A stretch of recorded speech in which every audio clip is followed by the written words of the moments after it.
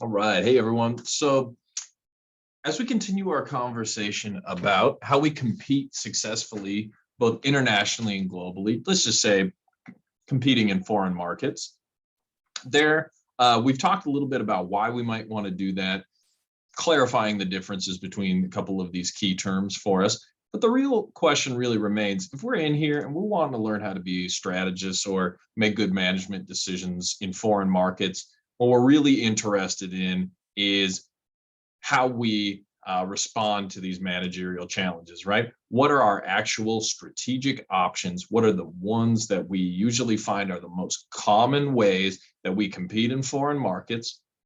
How do we go about doing those things? And how do we weigh them, or how do we size them up, I suppose, against one another, their advantages, their disadvantages? Now, there are a lot of different ways that are outlined here, but what we're going to do is we're going to go through each of these individually just to specify these different strategic options we have to enter foreign markets, starting with this first one, exporting, right? What we're talking about when we are employing an exporting strategy is, yes, it is very much doing business in foreign markets. If we're just exporting some domestic, product or service into a foreign market, we don't necessarily have to have that physical presence there for us to be competing in that foreign market, right? We can use our domestic capacities to our advantage and export to foreign markets. Some of our most successful companies do this, right? A lot of great advantages to it, right? It's a very conservative way that we can, test out the risks of being present in those international markets without putting a lot of actual investment in, production and distribution, a lot of plant property and equipment in those areas. It really can open us up to utilize a lot of existing capital investments in new areas and really make that as effective of an effort as humanly possible. And like I said a second ago, it minimizes the direct investments that we have to make in a foreign country just by saying we're going to make these things domestically here and export them out. But we also want to keep in mind, what are the drawbacks to this? When we're exporting, it also can be kind of a vulnerable activity for us as well. If, we are making things in our country and we're trying to sell those in countries where our rivals have a leg up already, or it's more costly for us to sell them there. A lot of the times there aren't a ton of great exporting examples from the United States because most things are just more expensive to create in the United States. And therefore, a lot of the time unless their value lies on the differentiation element and the high quality element, then great, absolutely. But from a cost perspective, not usually quite as advantageous for us to do that because of the big disparity between how much it costs to manufacture them here and send them elsewhere, right? Shipping costs can be extremely significant in these situations too, and we can see really adverse shifts that can occur really quickly in those currency exchange rates that we talked about in our last video. Right? If major shifts, one of the currencies strengthens or weakens, depending on which side of that imbalance we are, that can hurt us an awful lot. So a lot of the times we also have to be aware that if we're just going to be an exporter, there are these things, of course, called tariffs, right? Trade barriers, agreements between countries where we may not be able to export our things to certain places, may be more difficult, more costly. We just have to make sure that we read all the fine print about everything that might apply to us if we're going to be an exporter and what that might mean for the bottom line of engaging in that specific type of foreign strategy. Now, we might also employ what we call this licensing strategy, where it's basically we're just going to allow foreign firms, other places, use our technology, use our product, or just allow them to distribute our products for us in a foreign market that they're already established in. It can be really desirable for us in a lot of ways, right? Maybe we don't have the capabilities to have a presence there and someone else does. We are linked. We've come together for a strategic alliance of sort and allow them to, distribute our product or service without having to have a physical presence there. It can really help us avoid some of those risks of starting up in those countries where we're not sure that it's necessarily going to work out long term, and we can earn a lot of things from our intellectual property, like royalties or licenses. When we give those to reputable, trustworthy distributors in other countries, we can also get a lot of value out of their established brand name. People already know them elsewhere, and they'll buy it because we are associated with them, or they look to it as their product, kind of thing. We can already benefit from a consumer behavior standpoint off of the positive brand, as long as we are using a company that has a positive, strong brand, which would be in our best interest. It can be somewhat difficult or disadvantageous for us as well, is if we are, if we're trying to use a licensing strategy and we're trying to provide some valuable technical know-how to our foreign firms, and we're kind of losing control over its use, right? We can't monitor things correctly. We can't safeguard things with the same, level of acumen that we would have in our country.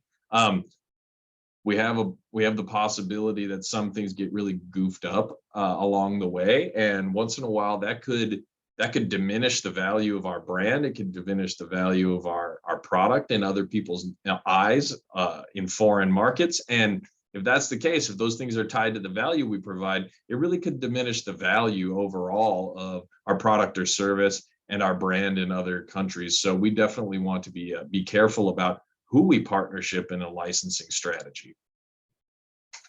We also might do something like franchising strategies, right? Where we're trying to globally expand by just selling retail enterprises. We all know what a franchise is, right? And there are a lot of great things about it. The franchisee bears a lot of those costs. The franchisees have to expand, they have to expand their resources in order to attract, support, and monitor the franchisees. We see a lot of definite advantages to being a franchisor. It's basically kind of like we provide people, hopefully, a turnkey operation that's going to provide support, but a lot of that risk is assumed by the franchisee. Now, on the other hand, it is difficult to maintain that level of quality if we want to really ensure some level of quality abroad. I know this is a big concern for like Chick-fil-A when we talked about them internationally. Their quality control is everything. It's what everybody comes to expect, and it's synonymous with their brand. As soon as we expand into more and more foreign markets, it might be more and more difficult to maintain that quality control. Sometimes there's a bit of localization that goes on that causes a brand name to shift or change. Should we allow people to do those kinds of things? Those are really critical questions for us to consider if we're taking some sort of franchising strategy along the way. Might just use an acquisition strategy as well, right? We might just buy and acquire some local business to compete internationally or globally. It's a lot quicker, much quicker than establishing a new subsidiary and trying to build all of our new operations abroad. We start off with an established name. We have, resources and processes in place already because we've acquired them. We don't have to do as much of this like running around and hurdling. We already know that hopefully this new business is already in compliance with the local, business rules and regulations. And it might allow us to just quickly and easily directly move, to the task of transferring our resources and personnel, and all the rest of those details are in place, right? The really big issue, like it says here with acquisition-minded firms, is do we pay a premium price when we buy them, or, do we try to buy a struggling local firm at a bargain price and spend money trying to improve it?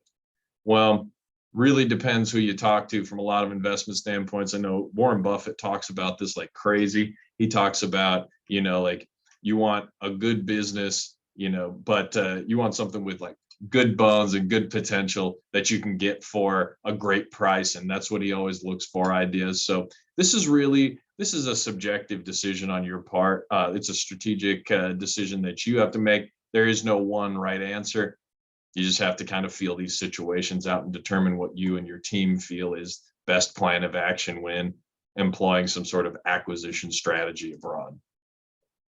And then lastly, we can use this collaborative strategy. It might be, like the merger idea as opposed to the acquisition idea, right? We want to use maybe strategic alliances, joint ventures, so that we can enter some foreign market. A lot of great advantages to this. The disadvantages and the drawbacks are going to parallel very similarly to what we talked about earlier when we were talking about mergers and acquisitions. But the advantages are great, and they're numerous. There are tons of them here, right?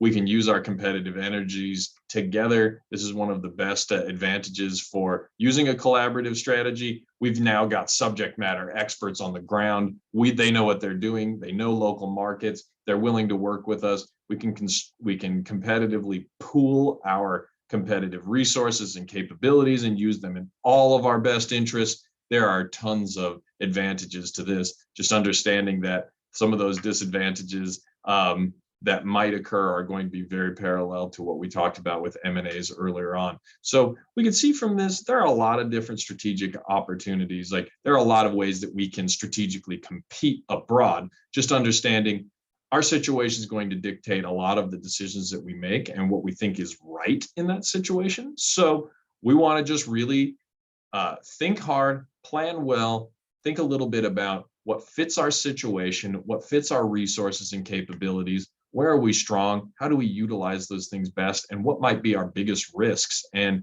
when we think about all those together, I'm sure we can come to a decision about which of these different foreign strategies we might think is best for our company, so we can be as successful as possible when we expand into a foreign market.